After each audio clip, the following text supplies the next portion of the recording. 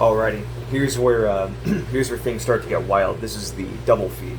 So, hopefully, as you can clearly see, we've got a round in the chamber, and another round trying to just go right up its ass in the chamber out of the magazine. It may not necessarily present like this. It might present as like literally like two rounds, like trying to like come into the chamber, or some sort of combination of that. Like basically, at the end state of this malfunction is you're going to see two live rounds attempting to make their way into the chamber in some capacity, and that's not going to work. So the easiest way to fix this, and this is a pretty easy malfunction to identify, especially if you can see like two live rounds attempting to make their way into the chamber. So the cause of this, almost, I would say like 99.9% of the time, is shitty magazines. Most of the time, I would attribute almost any double feed or any sort of like insane like malfunction where you have like multiple live rounds trying to enter the chamber. It's got to be the magazines. Usually because there's like some kind of issue with like the retention of like the feed lips holding in like the rounds and stuff like that.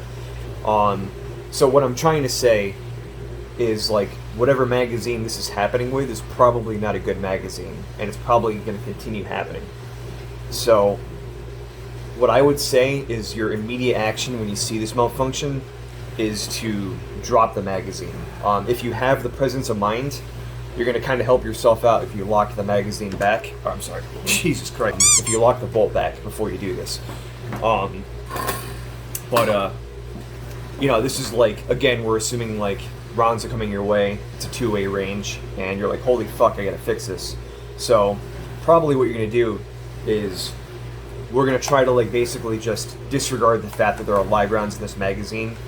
We'll figure it out, If this is like your absolutely last magazine, then you might want to take a second before you actually like ditch this magazine. But we're assuming that like this is like hopefully not your last magazine. So what you're gonna do is you're gonna take that magazine and you're gonna strip it out immediately.